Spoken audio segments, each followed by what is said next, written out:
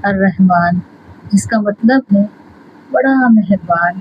اگر آپ اپنی زندگیوں میں دیکھیں تو اس کی مہربانی کے بغیر آپ کی کوئی زندگی نہیں۔ ہماری صبح اور شام، ہماری زندگی جو پیدا ہونے سے لے کر اور مرنے تک اگر ہم اس کی مہربانیاں گنیں تو گن نہیں سکتے۔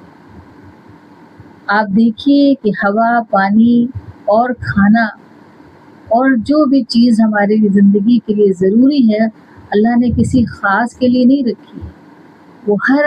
ایک کے لیے ہے، چاہے وہ جانور ہوں، چاہے وہ انسان ہو، اور انسانوں میں بھی چاہے وہ اس کو مان رہے ہو یا نہ مان رہے ہو۔ اگر ہم اللہ سے دعا مانگیں گے اور اس کو پکاریں گے اس صفاتی نام سے تو ضرور اس نام کا اثر ہوگا، اور ایسے بھی وہ مہربانی میں کوئی کمی نہیں کرتا انسان کی۔ اور جب ہم اس کو اس احساس کے ساتھ مانگیں گے تو وہ اور زیادہ ہم پر مہربانی کرے گا۔ ایسا ہوتا ہے کہ کوئی انسان کسی پر کوئی مہربانی کرے اور اس کے بدلے وہ کچھ چاہے نا، اور اللہ تو صرف محبت کی وجہ سے ہم پر مہربانی کرتا ہے، اور بدلے میں وہ ہم سے کچھ دنیاوی چیزیں کیا چاہے گا؟ وہ تو بے نیاز ہے، اس کو تو کسی چیز کی حاجت ہی نہیں ہے، وہ صرف اور صرف ہم سے محبت چاہتا ہے۔ اور بلکہ ہم کیا ہی اس سے محبت کر پائیں گے، وہ تو صرف یہ چاہتا ہے کہ جس طرح سے میں تم سے محبت کرتا ہوں میری محبت کا احساس تو کرو، کہ کس طرح سے میں تم سے محبت کر رہا ہوں، کہ چاہے تم مجھے مان بھی رہے ہو یا نہیں بھی مان رہے ہو، لیکن میں تمہیں کھانے پینے اور سانس لینے اور تمہارے لیے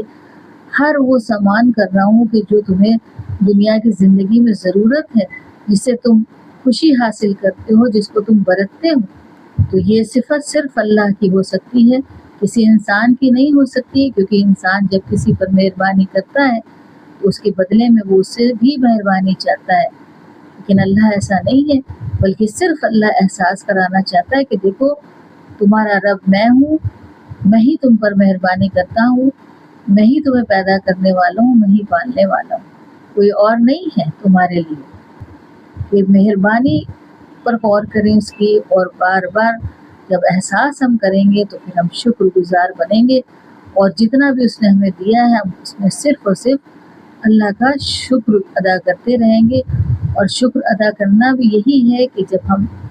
اس بات کا احساس کریں گے تو ہم اسے کبھی ناراض نہیں کرنا چاہیں گے،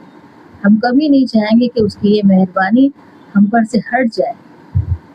اور ہم اس کو راضی کرنے کی کوششوں میں لگ جائیں گے۔ اور راضی وہ کس طرح ہوتا ہے؟ وہ اس طرح نہیں ہوتا ہے کہ اس کو بھی کچھ چاہیے، بلکہ وہ کہتا ہے تم اپنی ہی زندگی سنوار لو، میں تم سے راضی ہو جاؤں۔